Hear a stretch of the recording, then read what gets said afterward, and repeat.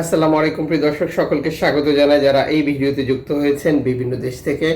আপনারা এরই মধ্যে লক্ষ্য করেছেন আমরা এই চ্যানেল এবং এই পেজটির মাধ্যমে প্রতিদিনই অভিবাসীদের গুরুত্বপূর্ণ তথ্য ইনফরমেশন দিয়ে সহযোগিতা করে যাচ্ছি। আপনি প্রতিদিনের আপডেট তথ্য প্রতিদিন জানতে চ্যানেলটি সাবস্ক্রাইব করুন, ফেসবুক পেজটি লাইক ফলো করুন। আপনারা জানেন যে বিনা দাওয়াতে বাংলাদেশে গেছেন ইতালির স্বরাষ্ট্রমন্ত্রী এবং ইতালির প্রধানমন্ত্রীও যাওয়ার প্রসেসিংয়ে রয়েছেন, যে ব্যাপারে তথ্য দিয়েছেন স্বরাষ্ট্রমন্ত্রী।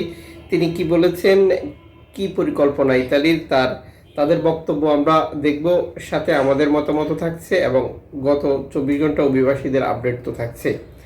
ইতালির স্বরাষ্ট্রমন্ত্রী মাত্তেও পিয়েন্ত্রোসি জানিয়েছেন সেপ্টেম্বরের আগে ঢাকা সফর করতে পারেন বর্তমান প্রধানমন্ত্রী জর্জিয়া মেলোনি, যিনি অলরেডি কঠোর ডানপন্থী বা অতি কঠোর ডানপন্থী হিসেবে সারা পৃথিবীতে পরিচিতি পেয়েছে।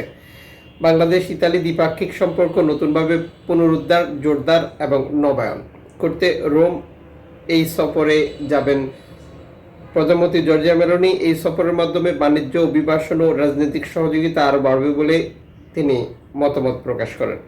এখানে উল্লেখযোগ্য তথ্য আমরা যেটা দিতে পারি, ইউরোপে বসবাসকারী প্রবাসী বাংলাদেশিদের একটি বড় অংশ হচ্ছে ইতালিতে। আপনারা অবগত রয়েছেন যে ইতালিতে যত বাংলাদেশি রয়েছে ইউরোপের আর কোনো দেশে এত বাংলাদেশি নেই, সর্ববৃহৎ। এবং বাংলাদেশ থেকে যারা ইতালিতে যেতে চান বা ইউরোপের কথা ভাবেন বা ইউরোপের স্বপ্ন দেখেন, তার 99%ই ইতালিতে যাওয়ার পরিকল্পনা করেন। যেমনটি আমরা দেখেছি রোমানিয়াতে যাওয়ার পর সকল বাংলাদেশির ইতালিতে চলে যাওয়া, যে জন্য রোমানিয়াতে প্রাথমিকভাবে বা স্বাভাবিকভাবে যাওয়া যাচ্ছে না। একই অবস্থার সৃষ্টি হয়েছে ক্রোয়েশিয়ার ক্ষেত্রে। ক্রোয়েশিয়াতেও বাংলাদেশিরা গিয়ে সেখানে না থেকে ইতালিতে চলে আসা, আর যে জন্যে বর্তমান ক্রোয়েশীয় বাংলাদেশিদেরকে যেটা ওয়ার্ক পারমিট দিচ্ছে না। ইতালি ইউরোপের অন্যতম গুরুত্বপূর্ণ কর্মসংস্থান গন্তব্য বাংলাদেশিদের জন্য। এই সফরে শ্রমবাজার, বিনিয়োগ এবং নিরাপত্তা ইস্যু আলোচনা আসতে পারে। প্রিয় দর্শক, আপনাদের মতামত আমরা আশা করি। আপনারা কি মনে করেন বিনা দাওয়াতে বর্তমান বাংলাদেশের স্বরাষ্ট্রমন্ত্রী যাওয়া এবং সামনে প্রধানমন্ত্রী যাওয়ার পরিকল্পনা করছে, তার মানে কি অন্তর্বর্তীকালীন সরকারকে ব্যবহার করে ইতালি সরকার বিশেষ সুবিধা নিতে যাচ্ছে?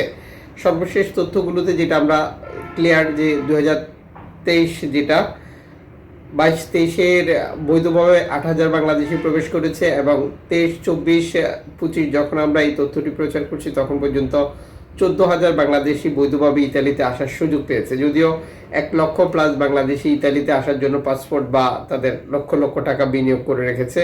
এ হচ্ছে বৈধভাবে আসার প্রক্রিয়া ইতালিতে। আর অবৈধভাবে আসার প্রক্রিয়াটা সেটাও জানার প্রয়োজন রয়েছে। 22 সালে 12,000, 23 সালে 14,000, 24 সালে 14,000, দুঃখিত 12,000 প্লাস, যেটা 13,000-এর কাছাকাছি অবৈধভাবে, যেটা লিবিয়া, তিউনিশিয়া হয়ে 95% বা 96%ই হচ্ছে এসেছে লিবিয়া থেকে, আর বাকিটা তিউনিশিয়া থেকে। তাহলে বৈধভাবে যাওয়ার প্রক্রিয়াটা বাংলাদেশিদের জন্য সহজ না অবৈধভাবে যাওয়ার প্রক্রিয়াটা সহজ? আপনাদের মতামত আশা করি।